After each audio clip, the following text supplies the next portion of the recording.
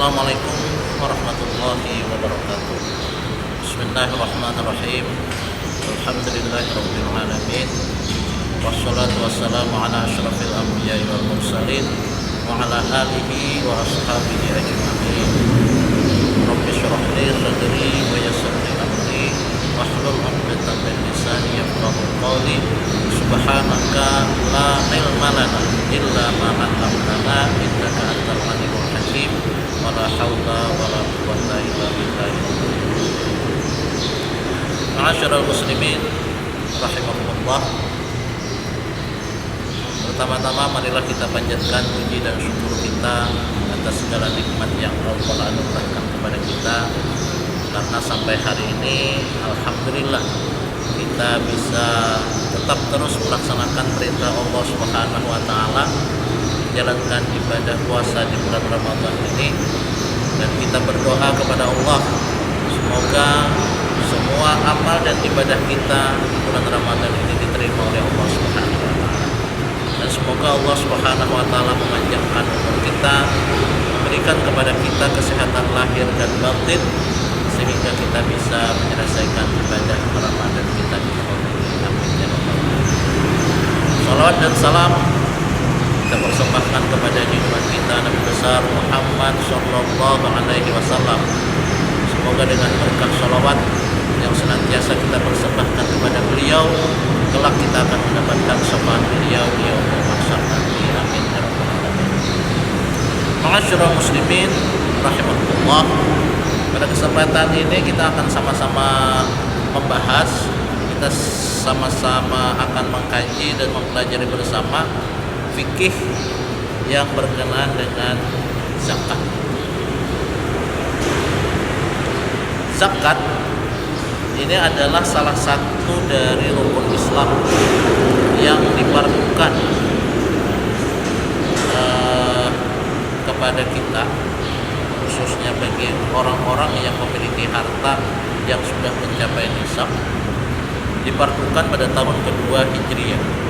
Jadi memasuki tahun kedua setelah hijrahnya Rasulullah SAW dari Mekah ke Madinah, itu difardukan syariat zakat. Nah, apa itu zakat? Zakat itu secara istilah atau itu adalah ikhraju malin makhsusin ala wajhin makhsusin biniyatin makhsusatin yusrafu li ta'ifatin makhsusah. Jadi zakat itu mengeluarkan harta yang hartanya itu sudah ditentukan. Jadi tidak semua harta ada zakatnya, hanya harta-harta tertentu yang ada zakatnya. Nah, di harta, mengeluarkan harta yang harta itu sudah ditentukan dengan cara yang sudah ditentukan, dengan niat yang sudah ditentukan, dan didistribusikan atau dibagikan kepada orang-orang yang sudah ditentukan juga. Jadi ada 8 kelompok orang-orang yang berhak menerima zakat. Di luar dari 8 kelompok ini tidak berhak untuk menerima zakat. Karena itu zakat itu ditaifatin maksusah untuk kelompok-kelompok tertentu saja. Tidak semua orang boleh menerima dana zakat. Ma'asyiral muslimin rahimakumullah, ada sebuah ungkapan yang menyatakan seperti ini. Az-zakatu laysat hibatan yahibuhal ghaniyyu lil mustahiqin. Zakat itu bukanlah pemberian orang kaya kepada orang-orang mustahik, kepada orang-orang miskin, fakir, kepada orang-orang miskin dan mustahik-mustahik lainnya. Az-zakatu laysat hibatan yahibuhal ghaniyyu lil mustahiqin. Zakat bukanlah pemberian orang-orang kaya kepada orang-orang yang berhak menerimanya. Zakat bukanlah pemberian orang-orang kaya kepada orang-orang miskin. Zakat bukanlah pemberian orang kaya kepada fakir. Bukan seperti itu. Fa inna mahiya haqqun istauda'ahullahu fi yadil ghani. Tetapi zakat itu adalah hak mustahik, hak orang miskin, hak orang fakir, dan hak mustahik-mustahik lainnya yang Allah titipkan di tangan orang kaya.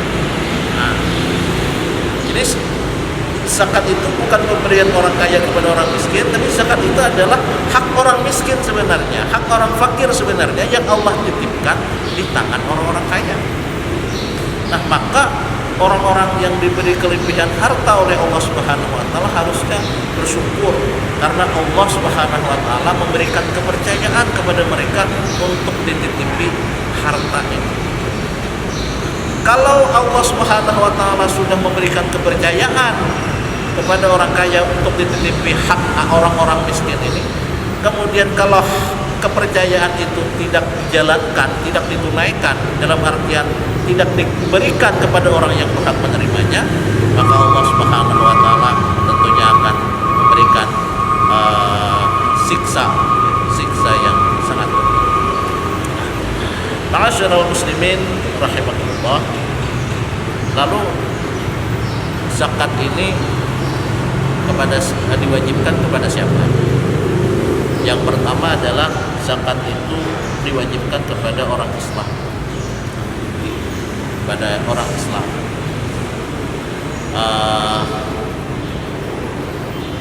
Kalau dulu guru kami pernah menyampaikan seperti itu. Kata beliau, jangan berdoa jadi orang kaya,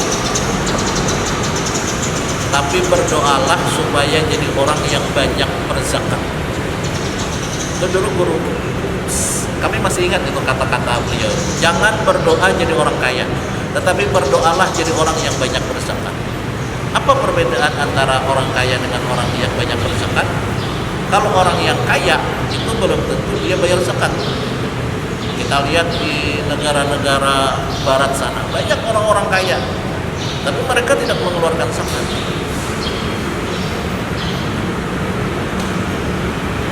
Nah, kalau misalnya kita banyak berzakat, maka sudah otomatis kita itu kaya. Misalnya nih, kita berzakat 2 miliar.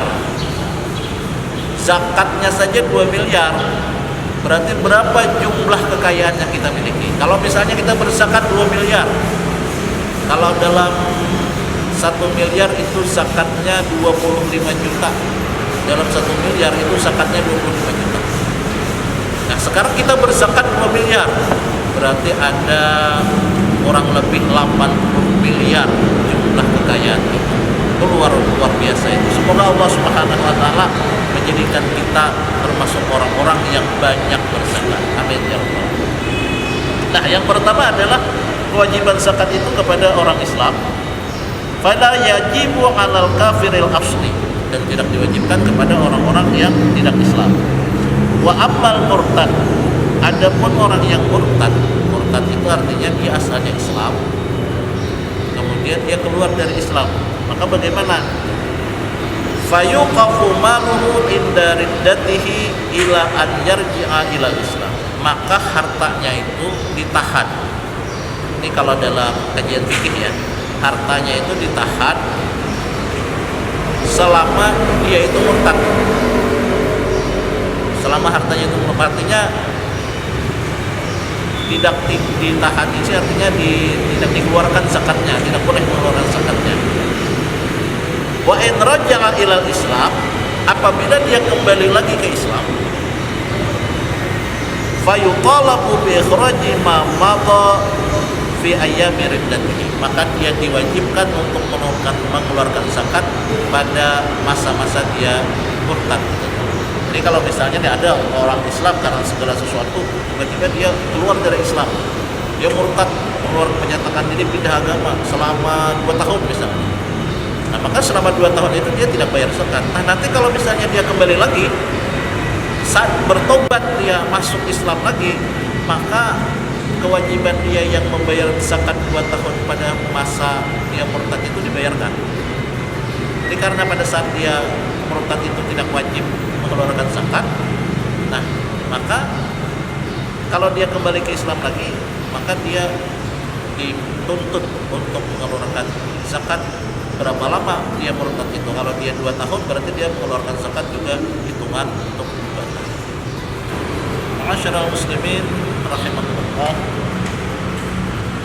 Demikian kajian fikih zakat kita pada kesempatan hari ini. Semoga Allah Subhanahu wa taala senantiasa memberikan rahmat, hidayah dan taufik kepada kita. Dan insyaallah kajian fikih kita tentang zakat ini akan kita lanjutkan kembali dalam kesempatan yang lain. Semoga Allah Subhanahu wa taala senantiasa memberikan rahmat, hidayah dan taufik kepada kita. Terima kasih. Assalamualaikum warahmatullahi wabarakatuh.